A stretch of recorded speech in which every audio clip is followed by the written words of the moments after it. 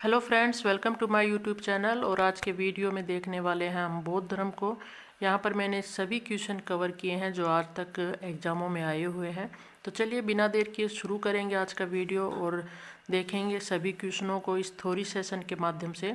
तो सर्वप्रथम हम देखेंगे कि इसकी स्थापना किसने की थी बौद्ध धर्म की। तो महात्मा बुद्ध ने इसकी स्थापना की, जिनका जन्म जो है कपिलवस्तु के लुम्बिनी ग्राम में हुआ था। और बात करें बुद्ध का अर्थ क्या था, तो ये क्वेश्चन बनता है बुद्ध का अर्थ क्या था। तो ये इसका अर्थ था ज्ञान। किस कुल से संबंधित थे, तो शाक्य कुल से संबंधित थे। इनके पिता जो है शुद्धोधन, वो शाक्य कुल के मुखिया थे। तो ये शाक्य कुल से संबंधित थे। तिथि पूछी जाती है, इनका जन्म कब हुआ। 563 ईस्वी पूर्व में हुआ, कपिलवस्तु के लुम्बिनी ग्राम में।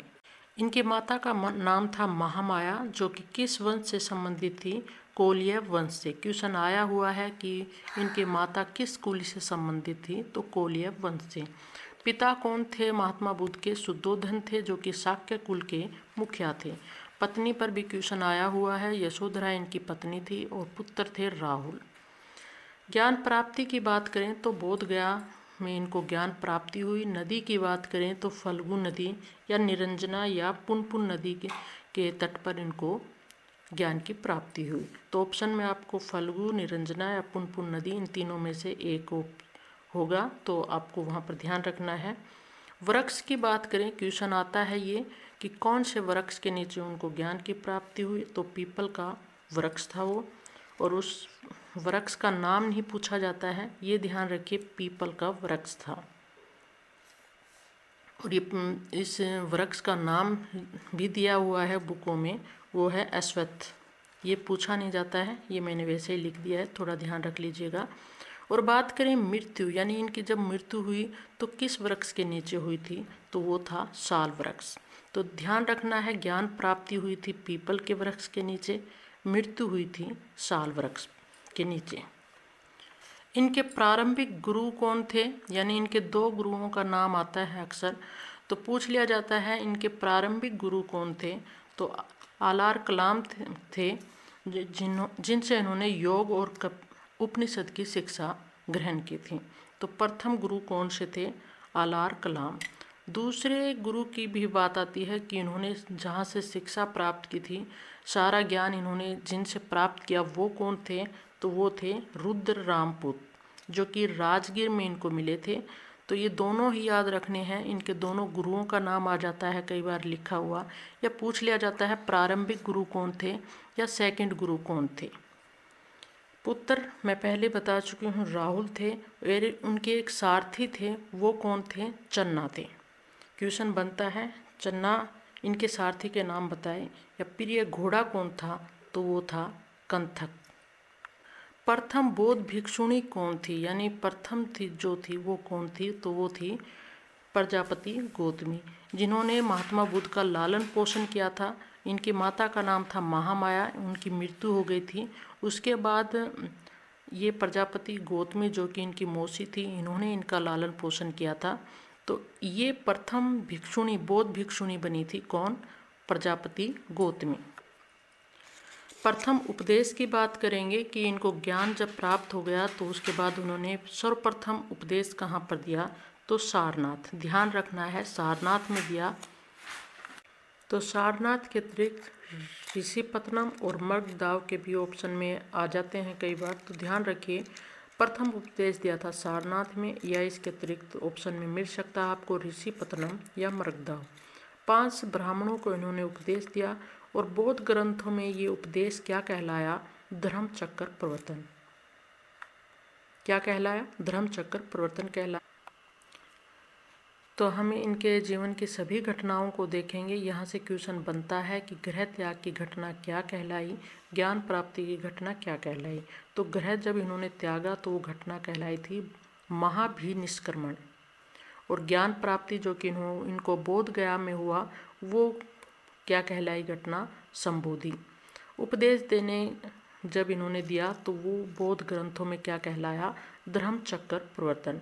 और निर्वाण को क्या कहा गया, महापरिनिर्वाण। तो इनको चारों को ध्यान रखना है, यहाँ से क्वेश्चन अक्सर बन जाता है। कि गृह त्याग की घटना क्या कहलाई, महाभिनिष्क्रमण, उपदेश देने की क्या कहलाई, धर्म चक्र प्रवर्तन और निर्वाण की महापरिनिर्वाण। इनकी मृत्यु की बात करेंगे तो 483 ईस्वी पूर्व में इनकी मृत्यु हुई। जन्म मृत्यु याद रखनी है, क्वेश्चन बनता है। तो आयु कितनी थी उस समय जब इनकी मृत्यु हुई, तो 80 वर्ष की आयु थी इनकी। और ये बौद्ध ग्रंथों में इनकी मृत्यु क्या कहलाई, महापरिनिर्वाण। कहाँ पर इनकी मृत्यु हुई थी, तो वो हुई थी कुशीनारा में। लेकिन जब ये पावा में गए थे, मल्लों की राजधानी जो थी पावा, वहाँ पर गए हुए थे, तब एक चुन नामक लोहार था इनकी वाटिका में, ये वहाँ पर ठहरते हैं। और रात के समय इसी व्यक्ति ने इनको एक तरह से भोजन में सूअर का मांस दे दिया था, उसके कारण इनकी तबीयत खराब हो जाती है। और यहाँ से पावा से निकट कर ये कुशीनारा पहुँचते हैं महात्मा बुद्ध, और वहाँ पर इनकी मृत्यु हो जाती है। तो याद रखना है कि कौन थे। कई बार क्वेश्चन बन जाता है कि किसके द्वारा प्रसाद देने पर या भोजन देने पर उनकी मृत्यु हुई, तो वो कौन थे, चुन नामक लोहार। इसके अतिरिक्त विहार चैत्य में क्या अंतर है, तो विहार बौद्ध भिक्षुओं के निवास स्थान विहार कहलाए, और चैत्य की बात करें तो पूजा स्थल को चैत्य कहा गया। बौद्ध धर्म में त्रिरत्न कौन से थे, तो बुद्ध, धम्म और संघ, ये तीनों कहलाए त्रिरत्न। वेरी इंपॉर्टेंट क्वेश्चन आता है ये। बौद्ध धर्म 2 भागों में विभाजित कब हुआ, जो चौथी बौद्ध संगीति हुई थी उसमें बौद्ध धर्म जो है 2 भागों में बट गया, महायान और हीनयान में। तो बौद्ध धर्म की 4 सभाएं हुई थी, तो चौथी सभा में ये 2 भागों में बट गया, हीनयान और महायान में। हीनयान के भी 2 संप्रदाय थे, कौन कौन से थे, वैभाषिक और श्रोत्रांतिक। कई बार पूछ लिया जाता है कि वैभाषिक किस से संबंधित थे, तो ये हीनयान शाखा से संबंधित थे। ये हम देख ही चुके हैं, गृह त्याग की घटना क्या कहलाई। इसके अतिरिक्त हम देखेंगे 3 पिटक पूछे जाते हैं। सूत पिटक क्या है, तो सूत पिटक जो है धार्मिक विचार वचनों का संग्रह है। महात्मा बुद्ध के धार्मिक विचारों और वचनों का संग्रह कौन सा कहलाता है पिटक, वो है सूत पिटक। बौद्ध ग्रंथों में सूत पिटक को क्या कहा गया है, अन्य नाम क्या दिया गया है, तो इंसाइक्लोपीडिया कहा गया है इसको। तो क्वेश्चन आता है इंसाइक्लोपीडिया किसको कहा गया है, तो वो कहा गया है सूत पिटक को। विनय पिटक की बात करें तो इसमें बौद्ध दर्शन की विवेचना और नियम बताए गए हैं। और अधिधम्म की बात करें तो बुद्ध के दार्शनिक विचार यहाँ पर बताए गए हैं। और ये पहला पिटक है, यहीं से संस्कृत भाषा का प्रयोग होना शुरू हुआ था। कहाँ से, अभिधम्म पिटक से। बुद्ध के 4 स्थलों की बात करेंगे। पहला जन्म, जहाँ की इनका कहाँ हुआ था, लुम्बिनी में हुआ था। ज्ञान की बात करें तो बोध गया में इनको प्राप्त हुआ। प्रथम धर्म का उपदेश दिया सारनाथ में इन्होंने, और मृत्यु हुई थी इनकी कुशीनारा में। कब हुई थी, 483 ईस्वी पूर्व में। बात करें जन्म, ज्ञान और मृत्यु, ये तीनों ही घटनाएं इतनी इम्पोर्टेंट रही कि इनका जन्म हुआ और मृत्यु भी हुई। और इनको जब ज्ञान प्राप्त हुआ वो किस दिन हुआ था, वेरी इंपॉर्टेंट, तो वैशाख पूर्णिमा को इनको ये, यानी इनका जन्म भी वैशाख पूर्णिमा को हुआ था, ज्ञान प्राप्ति हुई वैशाख पूर्णिमा को, और मृत्यु जब हुई तो उस समय भी क्या थी, वैशाख पूर्णिमा। प्रमुख अनुयायी शासकों की बात करें तो बिंबिसार, प्रसेनजीत और उदयन, ये क्वेश्चन बनता है। तो बिंबिसार, प्रसेनजीत और उदयन जो है प्रमुख अनुयायी शासक रहे। सर्वप्रथम अनुयायी की बात करें तो वो शूद्र थे, 2 शूद्र थे, तपस और काल्पिक। और एकमात्र ये इस बौद्ध धर्म की महत्वपूर्ण विशेषता ये भी रही थी, इन्होंने शूद्र और स्त्रियों को भी अपने यहाँ पर स्थान दिया था। तो ये ध्यान रख लीजिएगा, यहाँ से भी क्वेश्चन बन जाता है कि स्त्रियों और शूद्रों को भी अपने मठों में या कह सकते हैं प्रचारकों में किसने स्थान दिया, तो वो था बौद्ध धर्म। सर्वाधिक उपदेश कहाँ दिए गए महात्मा बुद्ध द्वारा, कहाँ दिए गए तो श्रावस्ती में दिए गए। और सर्वाधिक प्रचार बौद्ध धर्म का कहाँ पर किया गया तो वो कौशल में किया गया। प्रिय शिष्य की बात करेंगे तो वो थे कौन, आनंद।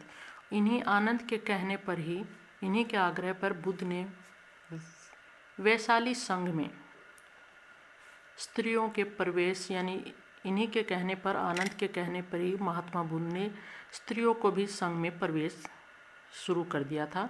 यानी इससे पहले प्रतिबंध था, लेकिन आनंद जो कि इनके प्रिय शिष्य हैं, इनके कहने के बाद इन्होंने यहाँ पर स्त्रियों को भी प्रवेश शुरू हो गया था। समकालीन संप्रदाय की बात करेंगे तो यानी बौद्ध धर्म के समकालीन कौन सा संप्रदाय था तो आजीवक संप्रदाय था। इसके संस्थापक कौन थे, मखली गोसाल थे। संघ सभा का प्रस्ताव पाठ क्या कहलाता था, यानी बौद्ध धर्म का जो संघ सभा का प्रस्ताव पाठ क्या कहलाता था, अनुशासन। आया हुआ क्वेश्चन है तो ध्यान रखिए। संघ में प्रवेश को क्या कहा जाता था तो उसको कहा जाता था उपसंपदा। बौद्ध धर्म का परम लक्ष्य क्या था, निर्वाण प्राप्त करना, यानी मृत्यु को प्राप्त करना। निर्वाण का अर्थ क्या था तो दीपक का बुझ जाना। बौद्ध धर्म का प्रचार किस भाषा में सर्वाधिक हुआ तो पाली भाषा में सर्वाधिक हुआ। और धम्म पिटक ऐसा यहाँ से ही शुरू हुई थी संस्कृत भाषा, सर्वप्रथम यहीं पर प्रयोग किया गया था बौद्ध धर्म में। कौन, कहाँ, किस पिटक में, अभिधम्म पिटक में।